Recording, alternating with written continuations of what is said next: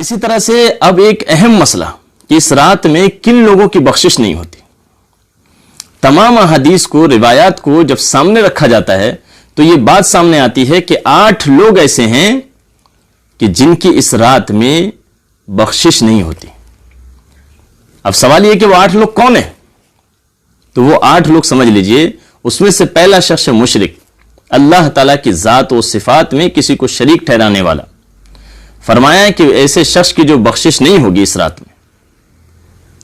اور مشرک کے بارے میں قرآن کریم کے اندر میں زبردست قسم کی جو ہے وضاحت ہے. لقمان علیہ السلام نے بھی اپنے بیٹے کو نصیحت کی تھی، یا بنی لا تشرک باللہ ان الشرک لظلم عظیم. میرے بیٹے، اللہ تعالیٰ کے ساتھ کسی کو شریک مت ٹھہرانا کہ شرک بہت بڑا ظلم ہے.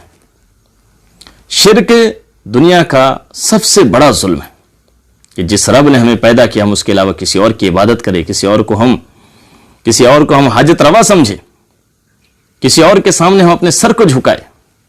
فرمایا یہ ایک بدترین جرم ہے، بہت بڑا جرم ہے. اور اللہ نے قرآن کریم میں فرمایا ان اللہ لا یغفر ان یشرک بہ ویغفر ما دون ذلک، کہ اللہ تعالیٰ شرک کے علاوہ ہر گناہ کو معاف کرے گا لیکن شرک کو معاف نہیں کرے گا. تو پہلا شخص ہے مشرک کہ جس کی جو مغفرت نہیں ہوگی. اور دوسرا شخص ہے مشاہن. مشاہن کہتے ہیں کینہ پرور کو، کہ کسی شخص سے بغض ہے، کسی شخص سے نفرت ہے اور اس کو نقصان پہنچانے کا ارادہ کرتا ہو، چاہے ذات کے اعتبار سے یا عزت آبرو کے اعتبار سے یا مال کے اعتبار سے، کسی بھی اعتبار سے اگر کسی کو نقصان پہنچانے کا ارادہ رکھتا ہو تو یہی جو ہے کینہ ہو جاتا ہے، مشاہن ہو جاتا ہے. اور اس شخص کی اس رات میں جو بخشش نہیں ہوتی ہے. تو اس لیے اس طرف بھی جو خاص طور سے دھیان دینا چاہیے، توجہ دینا چاہیے کہ ہمارا دل جو ہے یہ کینے سے، بغض سے جو ہے پاک ہونا چاہیے. کسی کے لیے ہمارے دل میں کوئی نفرت نہ ہو.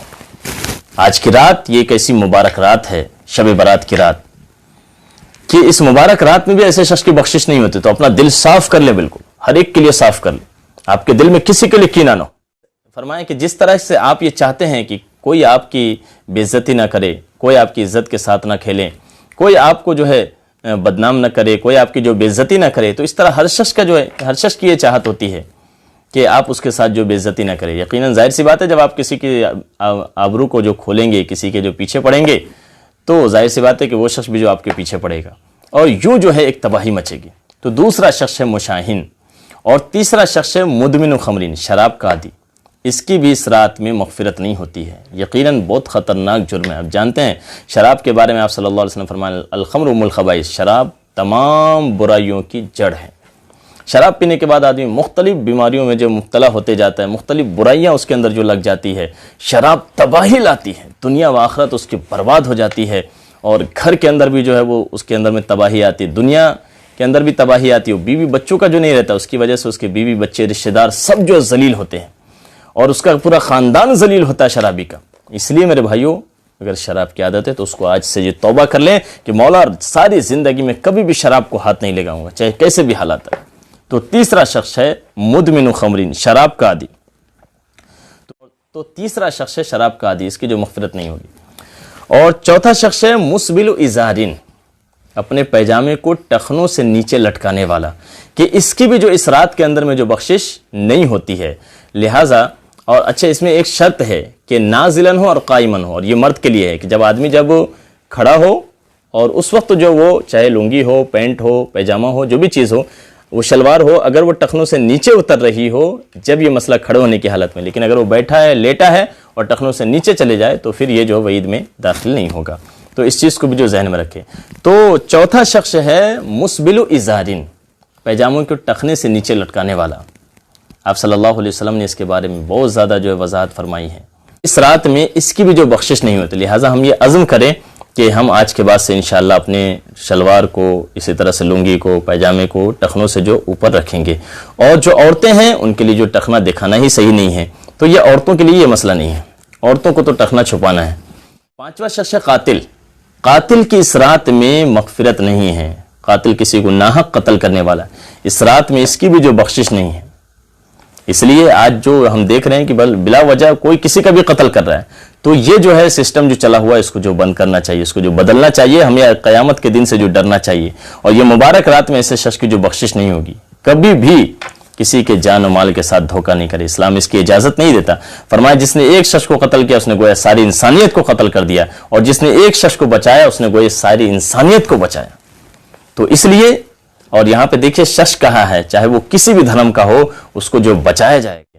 تو لہٰذا اس بات کی یہ کوشش کریں کہ کوئی اس طرح کے جرم میں جو مبتلا نہ ہو۔ قاتل، اور نمبر 6 ہے قاطع الرحم، قاطع الرحمین، رشتہ داری کو توڑنے والا۔ آپ صلی اللہ علیہ وسلم فرمائے لا يدخل الجنت قاطع، رشتہ داری کو توڑنے والا جنت میں نہیں جائے گا۔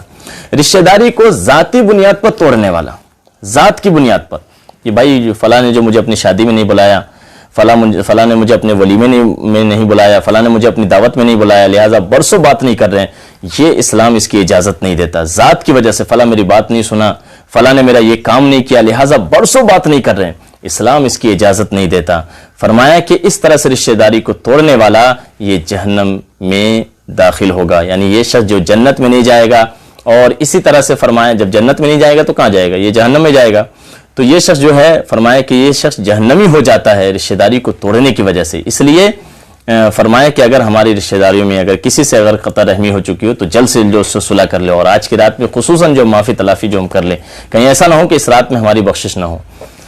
اسی طرح سے 7واں شخص ہے عاق لوالدین، ماں باپ کا نافرمان۔ ماں باپ دنیا کی ایک عظیم نعمت ہے، اللہ رب العزت کی عظیم نعمت ہے، ان کی خوب جو قدر کریں۔ اگر کوئی اس کی نافرمانی مبتلا ہو، اگر کوئی ان کی نافرمانی مبتلا ہو تو معافی تلافی کر لے۔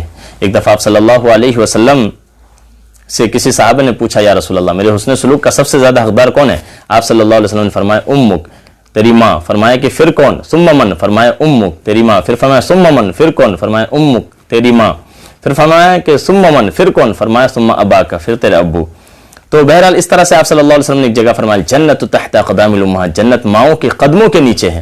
اور ایک جگہ فرمایا الوالد اوسط ابواب الجنہ، والد جنت کا بچلا دروازہ ہے۔ تو بہرحال ماں باپ دنیا کی عظیم نعمت۔ دوستو 7 چیزیں آپ حضرات کے سامنے پوری تفصیل کے ساتھ آ چکی ہیں، اور یہ تمام چیزیں ایسی ہے، ایک ایک چیزیں ایسی ہے کہ جو بہت زیادہ وضاحت چاہتی ہے، لیکن آج شارٹ میں آپ حضرات کے سامنے عرض کیا جا رہا ہے۔ اس میں سے 8ویں چیز ہے زانی، بدکار، کہ فرمائے کہ اس رات میں اس کی بھی جو بخشش نہیں ہے۔ ہاں، یہ تمام لوگ اگر سچے دل کے ساتھ جو توبہ کر لیں تو آج کے رات میں ان کی بھی جو بخشش ہے، ان کی بھی جو بخشش ہے۔ اللہ رب العزت ہم سب کی مغفرت فرمائیں، اللہ ان تمام اعمال سے ہمیں بچنے کی توفیق عطا فرمائیں کہ جن سے بخشش نہیں ہوتی، اللہ وہ تمام کام کرنے والا بنائے کہ جن سے جو انسان کی جو بخشش ہو جاتی ہے۔ اس رات میں اللہ ہمیں خوب عبادت کی